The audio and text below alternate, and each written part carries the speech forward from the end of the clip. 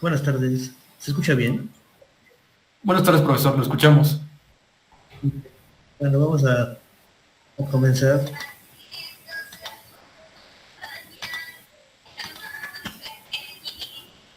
Bueno, en la última clase empezamos a revisar la parte exclusiva dedicada a los semáforos, que era uno de los mecanismos de sincronización que habíamos comentado en su momento. Revisamos de igual forma la definición de que era un semáforo, ¿verdad?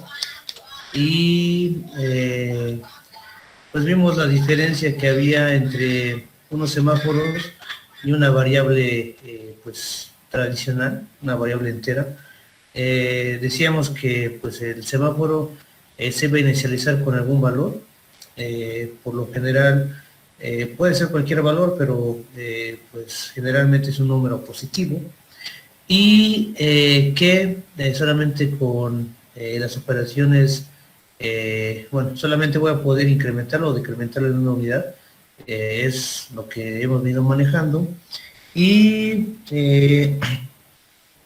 cuando el valor de el contador se decrementa, bueno, a la hora de decrementar se vuelve negativo, o cero o negativo más bien, se bloquea. Y cuando se incrementa el semáforo, si es que hay algún proceso bloqueado, pues se desbloquea. Eran las diferencias que podemos mencionar en su momento respecto a una variable pues tradicional como las que nosotros utilizamos. Y comentábamos que para que yo pueda incrementar o decrementar respectivamente el semáforo, pues voy a tener que usar dos funciones que son el weight y el signo respectivamente, y habíamos revisado de manera general pues, la implementación de cada una de ellas, ¿no? Eso era lo último que parece que habíamos mencionado en esta parte. Ahora bien, continuando con esa parte, pues mencionábamos también que los semáforos yo los podría clasificar principalmente en dos tipos: semáforos contadores y semáforos binarios. El semáforo contador, pues es aquel que permite que un valor, o que su valor, perdón, pueda variar sin restricciones en este caso, mientras que el semáforo binario en este caso, pues solamente voy a poder tener dos valores, el 0 o el 1 en este caso. Tradicionalmente, por los semáforos binarios se suelen denominar con el nombre de mutex o candado, si lo queremos traducir al español, pero bueno, en este caso se conocen como mutex. Aquí ahorita vamos a hacer referencia a esta figura 2.1 porque es de esta manera, como se muestra en la figura, que nosotros vamos a poder en algún momento pues llevar a cabo esta sincronización, y en su momento pues son la estructura que se va a manejar cuando los hilos van a solicitar el acceso a su sección crítica. Para que un hilo pueda solicitar el acceso a su sección crítica, pues necesita ejecutar primero un wait, como se puede observar en la imagen, sobre el semáforo que nosotros estemos trabajando. Esto sería pues la sección de entrada. Si recordamos, en la primera unidad veíamos 4 secciones: una sección de entrada, la sección crítica, la sección de salida y la sección de código restante. Bueno, aquí el semáforo para la sección de entrada necesito hacer el wait sobre el semáforo. Una vez que pues logre tener acceso a esa parte, ya voy a poder ejecutar la sección crítica como tal, que es donde irían las instrucciones que pues nosotros queremos que se efectúen, como el incremento de una variable, o el acceso al recurso compartido, y hacer la manipulación pertinente y lo que se necesite. Después, en la sección de salida, pues tendría que ejecutar un signal, que es para que se incremente el semáforo y liberar los recursos e indicar que ya se acabó de ejecutar la sección crítica, y finalmente pues tengo la sección restante, ¿no? De esa manera pues nosotros vamos a poder llevar a cabo esta sincronización, que es la parte que se va a describir en este párrafo que vamos a revisar, que en el contexto del problema de la sección crítica que se discutió en la sección 1.2.2, los semáforos binarios se pueden utilizar como un mecanismo para garantizar el acceso exclusivo a la misma, evitando así las ya discutidas condiciones de carrera que en su momento nosotros mencionábamos. En este contexto, los procesos involucrados compartirán un semáforo binario, más bien un semáforo, perdón, inicializado a 1, mientras que su funcionamiento estaría basado en el esquema de la figura 2.1, que es la que revisamos hace un momento. Entonces, de esta manera, pues se va a llevar a cabo el acceso, y lo principal es que vamos a poder evitar esas condiciones de carrera que en su momento pues nosotros ya mencionamos, ¿no? Y que se pueden dar. Por otra parte, los semáforos contadores se pueden utilizar para poder gestionar el acceso concurrente a las distintas instancias que conforman un recurso. En este caso, pues el semáforo se inicializará al número de instancias disponibles originalmente. Así, cuando un proceso P_B deseara adquirir una instancia del recurso, ejecutaría un wait sobre el semáforo, decrementando el valor del mismo en este caso.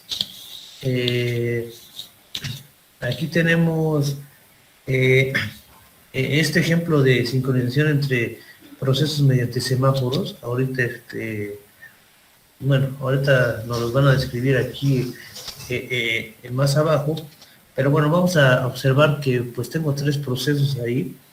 En este caso, quiero suponer que, no sé si el R1 sea instrucciones o recursos.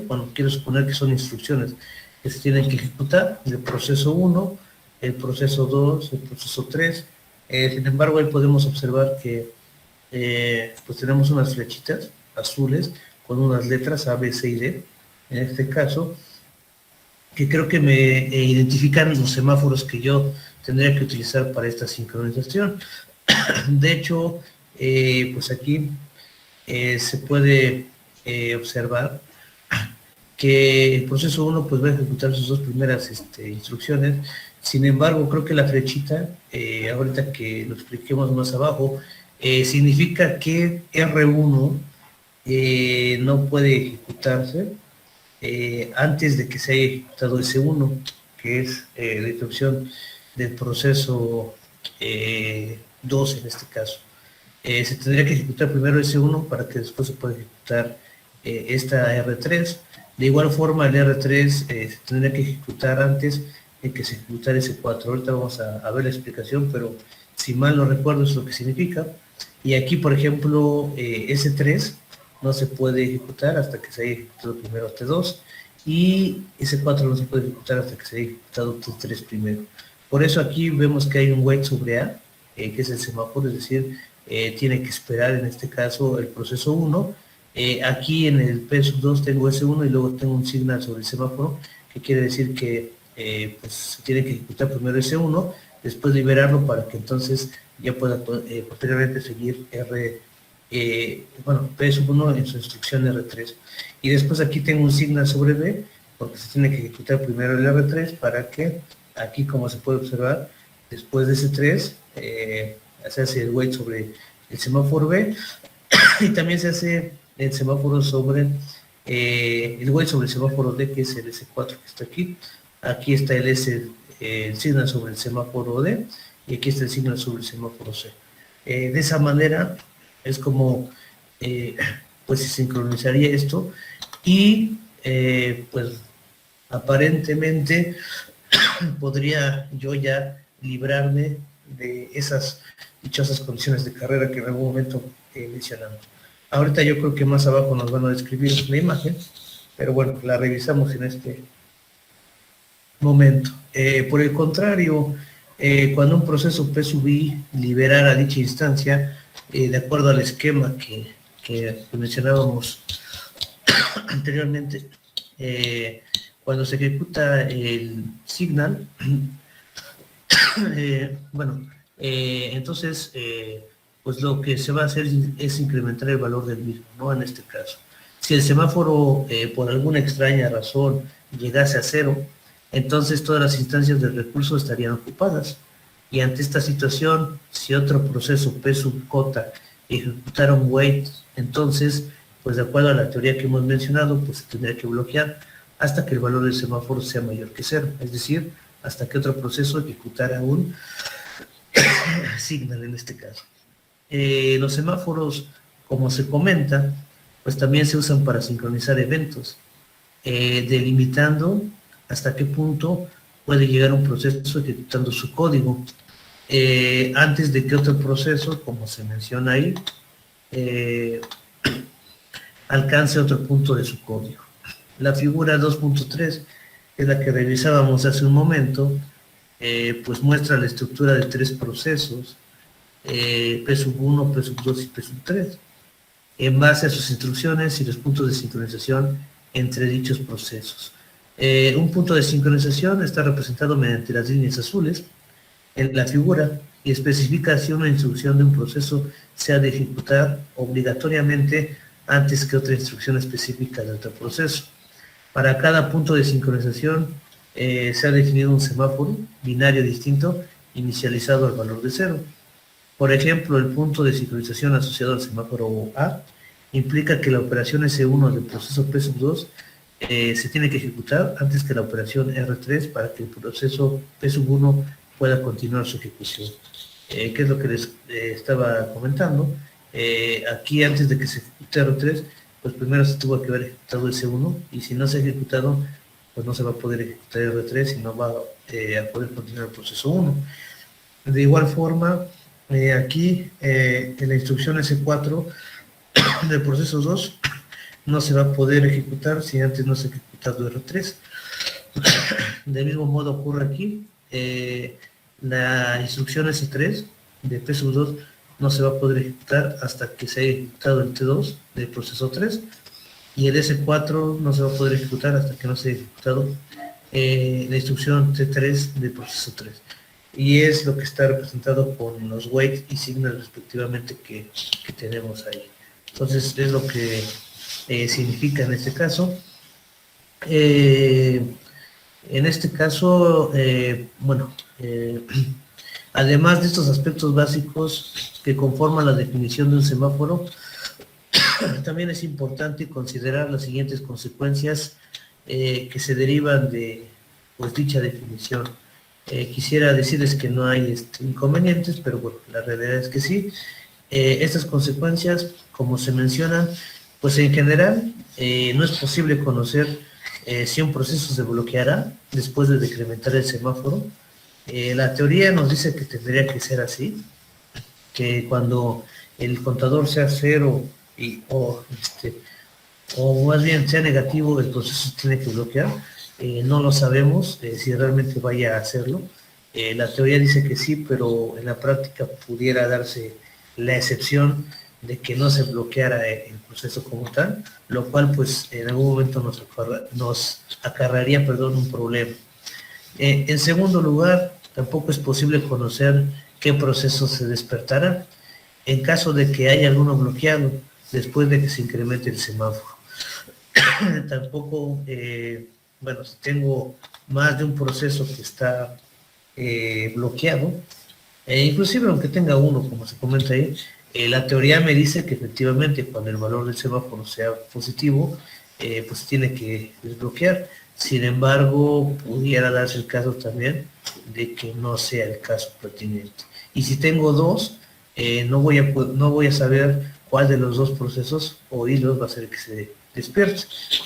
Vamos a decirlo así, que sería al azar y no vamos a tener control para saber exactamente cuál proceso o hilo se despierta. Y en tercer lugar, cuando se incrementa el semáforo, el número de procesos que se desbloquearán será 1 o, como se comenta ahí, podría ser 0. Es decir, no se ha de despertar algún proceso necesariamente. Esos son algunos inconvenientes que pudiéramos tener, vamos a decirlo así. Pues se espera que no se dieran esos casos, pero pues podría darse que en alguna situación se dieran. Entonces, esos serían los inconvenientes o las inconsistencias o consecuencias que se mencionan. Ahora bien, como se menciona, también el uso de los semáforos, si se utiliza como un mecanismo de sincronización, también nos plantea una serie de ventajas.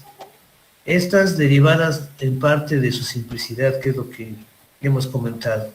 Dentro de estas ventajas también podemos mencionar 3. La primera es que los semáforos permiten imponer restricciones explícitas con el objetivo de evitar errores por parte del programador. La siguiente ventaja es que las soluciones basadas en semáforos son, como se menciona generalmente, limpias y organizadas, lo cual nos garantiza, garantizando su simplicidad y permitiendo demostrar su validez. Y la última ventaja es que los semáforos se pueden implementar de forma eficiente en una gran variedad de sistemas, fomentando así la portabilidad de las soluciones planteadas. Entonces, pues así como tiene inconvenientes, también tiene ventajas, que son las que acabamos de mencionar en este caso.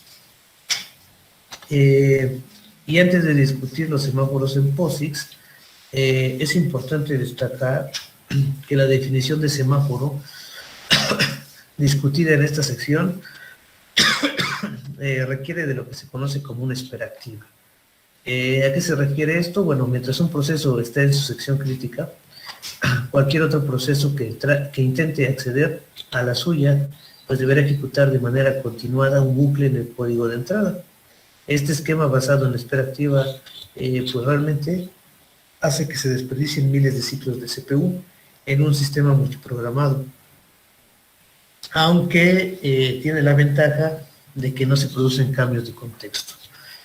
Para evitar este tipo de problemática, es posible habilitar el bloqueo de un proceso que ejecuta wait sobre un semáforo con valor negativo. Esta operación de bloqueo va a colocar el proceso en una cola de espera vinculada con el semáforo de manera que el estado del proceso pasa a el estado de espera. Posteriormente el control pasa al planificador de la CPU, que lo que haría es seleccionar otro proceso para su ejecución. Un proceso bloqueado se reanudará cuando otro proceso ejecuta signos sobre el semáforo, en este caso cambiando el estado del proceso original de en espera a preparado en este caso. Podría implementarse de esa manera para evitar esta cuestión de la espera activa, bueno, porque la realidad es que pues sí trabaja de esa manera. Aparentemente nosotros no lo vemos, pero la realidad es que sí se trabaja con esta parte de la espera activa. Entonces, si mal no recuerdo, creo que en la unidad anterior que revisábamos, mencionaba precisamente que esta espera activa, sobre todo para la solución de los problemas de sincronización, bueno, lo resuelven así, pero en algunas ocasiones, bueno, no es que no sea muy recomendado, se requieren de otras cuestiones para implementar las soluciones que digo, ¿no? Pero los semáforos, bueno, tienen esa particularidad de que pues están checando continuamente si está disponible o no, bueno, la posibilidad de que puedan entrar a su sección crítica en este caso. En cuanto a la parte de implementación de los semáforos, pues en esta sección 2.2.1 se van a discutir las primitivas POSIX más importantes que tenemos, relativas a la creación y la manipulación de semáforos y también los segmentos de memoria compartida que en su momento comentábamos. Asimismo, también se va a plantear el uso de una interfaz que facilite la manipulación de los semáforos mediante funciones básicas para la creación, la destrucción e interacción mediante operaciones wait y signal respectivamente. Bueno, esa implementación que se muestra ahí, que vamos a ver más adelante, de hecho se muestra esta interfaz, pues esta interfaz va a constar de diferentes funciones, una para crear el semáforo, otra para bueno, incrementar el semáforo, otra para decrementarlo, otra para destruirlo como se menciona y otra para inicializarlo, pero solamente la parte es la que está pues definida de manera general, qué instrucciones tendríamos que utilizar en eso. Las demás no están definidas de esa manera. Si nosotros quisiéramos utilizar esa interfaz, pues obviamente tendríamos que implementar el resto de funciones y posteriormente hacer la prueba, ¿no? En este tipo de cosas. Pero bueno, vamos a revisar estas primitivas. Y como se menciona, pues en POSIX tenemos y existe la posibilidad de manejar semáforos nombrados, es decir, semáforos que se pueden manipular mediante cadenas de texto, facilitando así su manejo e incrementando el nivel semántico asociado a los mismos en este caso. Lo que vamos a tener que utilizar para utilizar los semáforos como tal, pues es esta librería que se muestra en el código de abajo, que es el semáforo.h. En esa librería, pues nosotros vamos a encontrar las funciones que vamos a mencionar a continuación para crear un semáforo, para destruirlo, para inicializarlo y algunas otras cosas.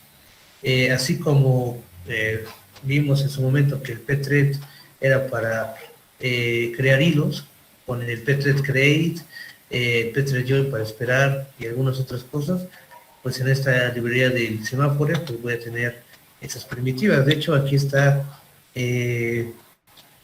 la librería y para crear o aperturar un semáforo, pues voy a tener que utilizar esta función del semopen.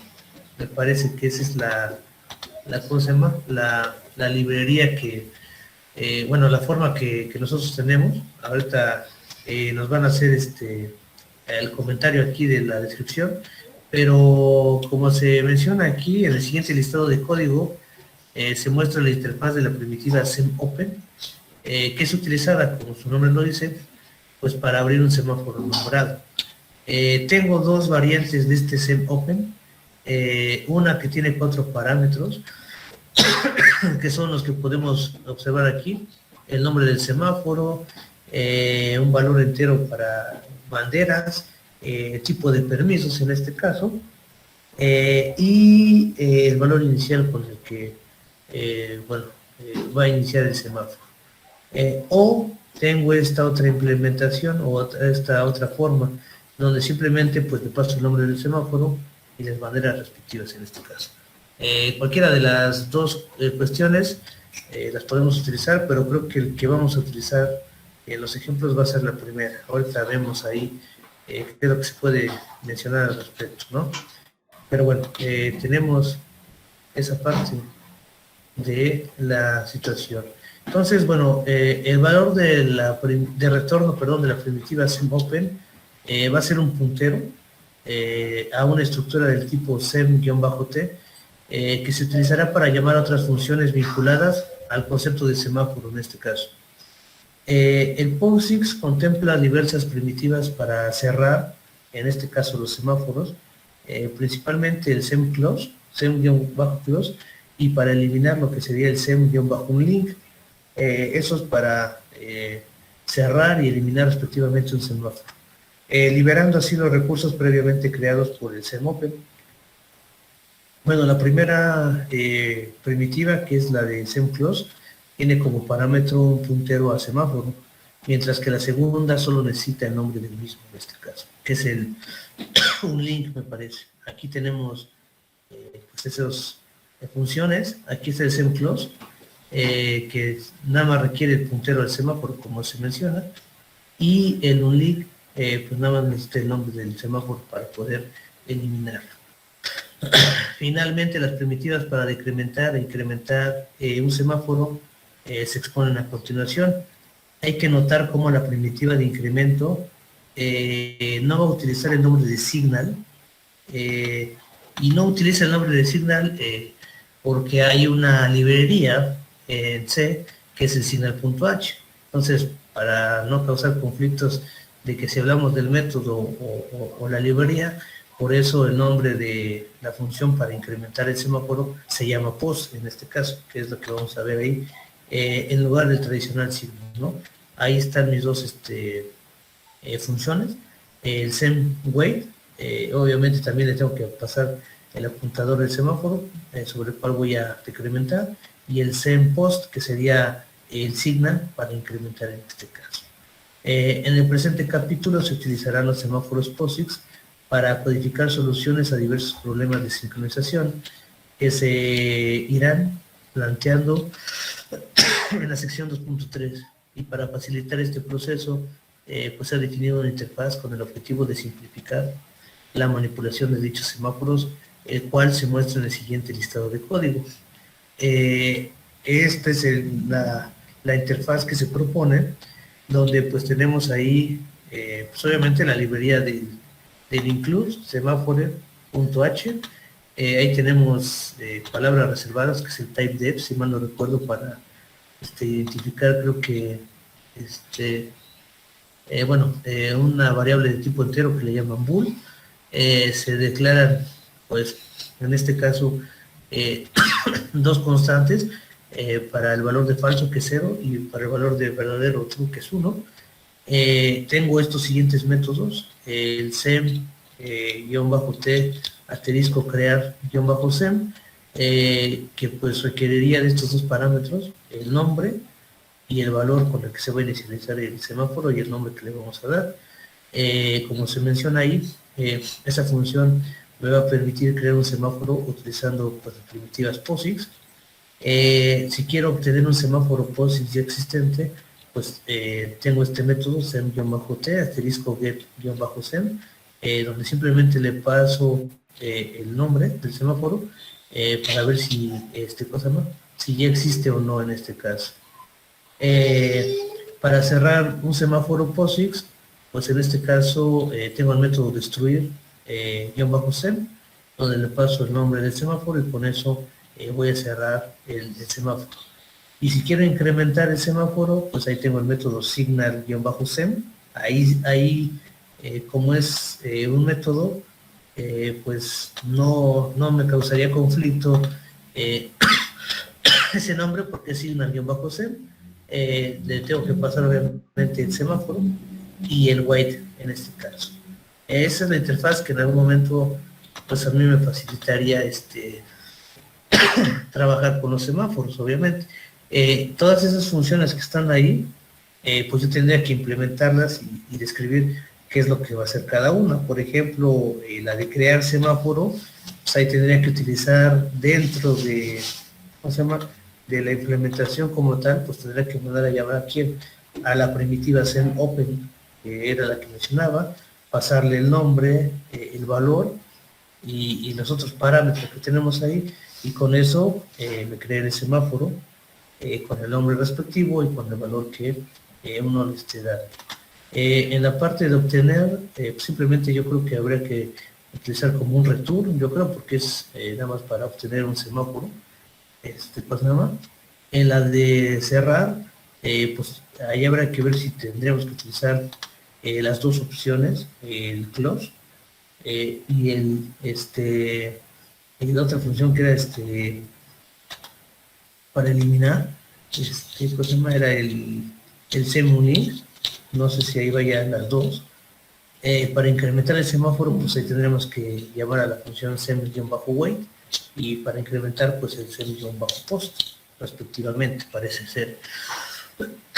Pero bueno, el diseño de esta interfaz, como se menciona, se basa en utilizar un esquema similar a los semáforos nombrados en POSIX, es decir, identificar a los semáforos por una cadena de caracteres, y dicha cadena se utilizará para crear un semáforo, obtener el puntero a la estructura del tipo SEMT y destruirlo. Sin embargo, las operaciones wait y signal se realizarán sobre el propio puntero del semáforo, en este caso. Es lo que, pues es la explicación de esa interfaz que tenemos ahí. Aquí a la izquierda tenemos esta pequeña nota, donde dice patrón fachada, y nos comenta que la interfaz de gestión de semáforos propuesta en esta sección es una implementación del patrón fachada, en este caso que se llama facade en este caso. Pero bueno, en este caso, pues esa sería pues una interfaz que en algún momento pues nos podría facilitar trabajar con esta parte de los semáforos, ¿no? En esta parte, con lo que hemos comentado, no sé si tengan alguna pregunta, o alguna duda, o algún comentario en esta parte. ¿Siguen ahí? Ya los perdimos, ya es por una... No, profe, todo bien. Okay. Bueno, tenemos también la parte de memoria compartida, que es la que se mencionaba.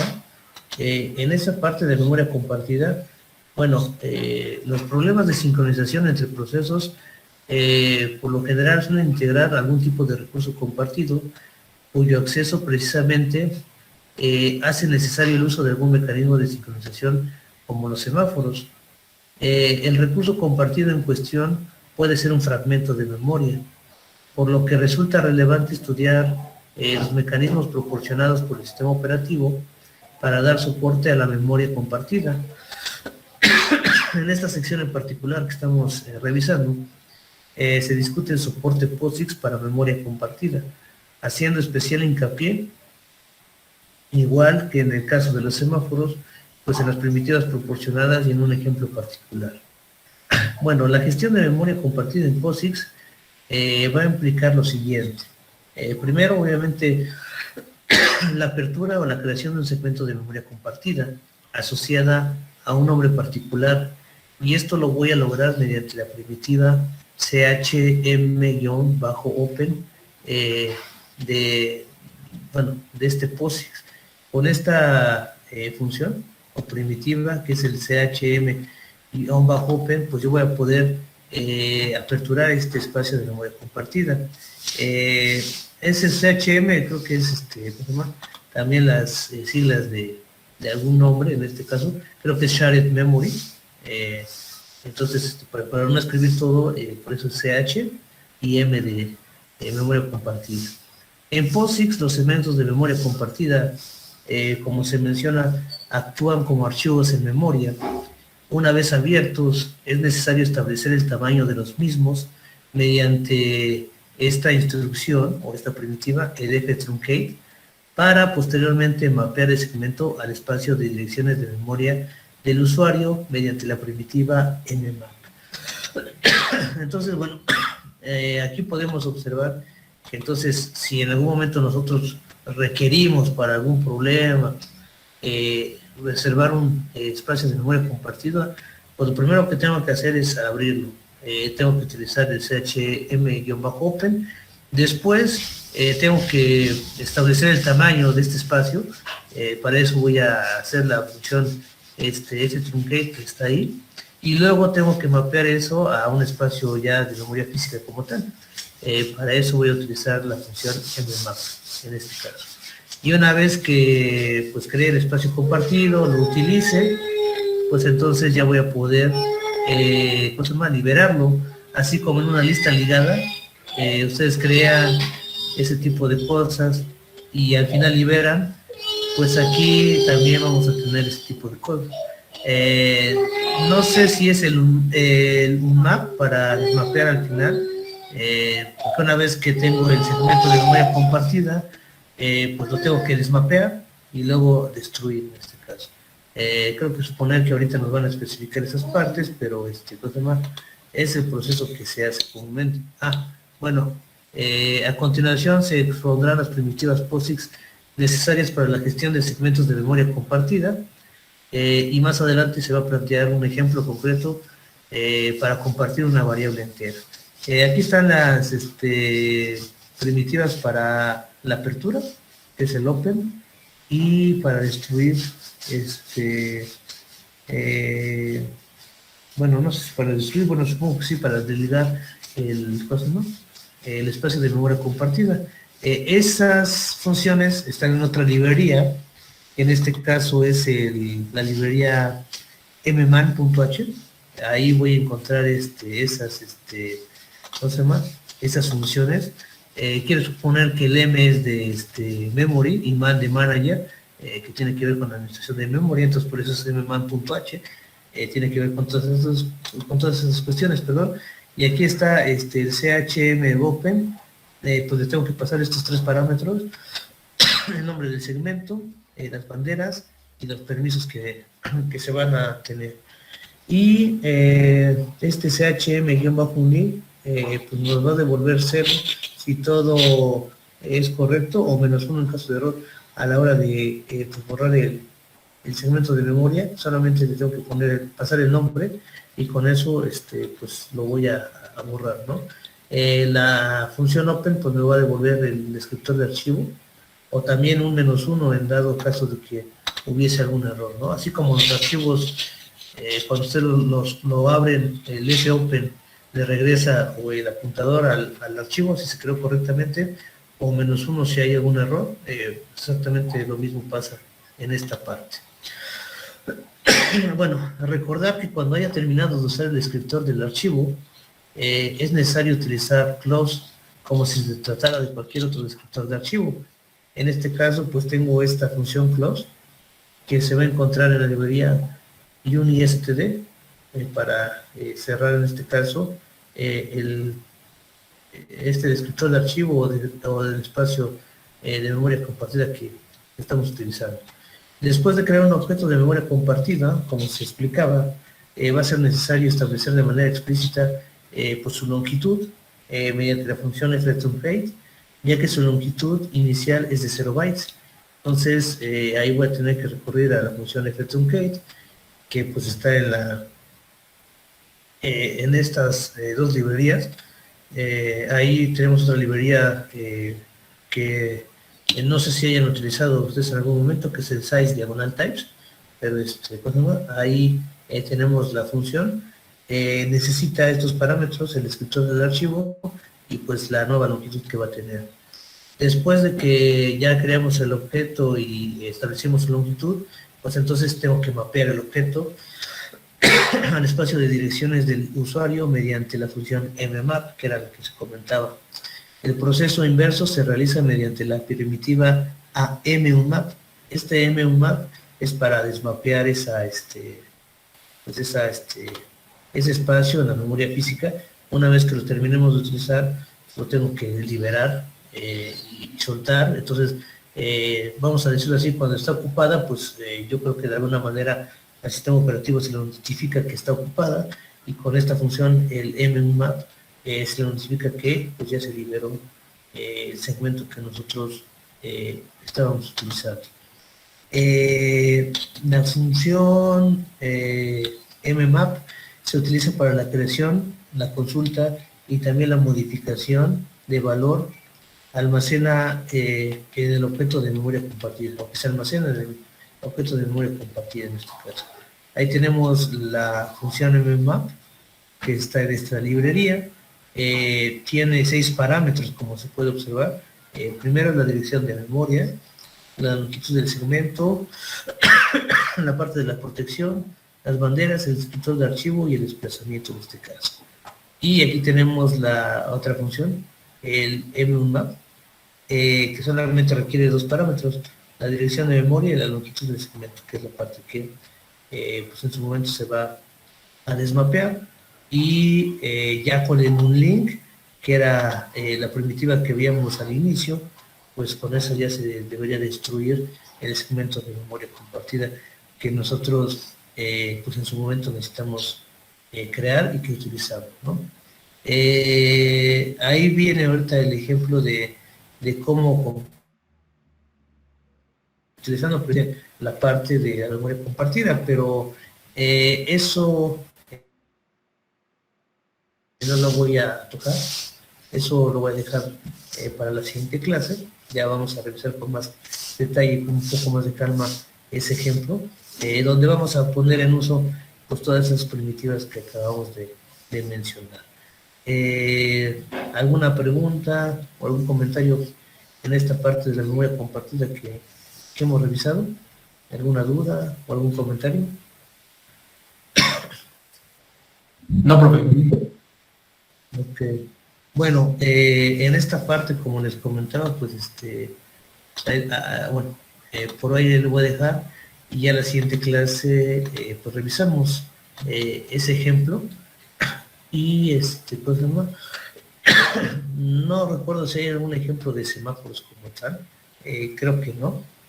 Pero bueno, voy a buscar un ejemplo, aunque sea sencillo, de semáforos, donde pues hagamos uso de estas primitivas que también en su momento nosotros mencionamos, para que ustedes lo tengan y pues vean cómo es que funcionan, ¿no? Si ya no hubiese más preguntas, entonces pues yo creo que pues por hoy aquí le dejamos, y la siguiente clase ya revisamos con más detalle el ejemplo. ¿Vale? Sí, profe, gracias. Sí, profe. Vale, pues entonces, una buena tarde, jóvenes, nos vemos en la siguiente clase. ¿Vale? Hasta luego, profe.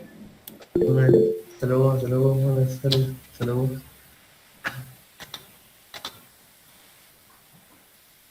Hasta luego, profe. Hasta luego.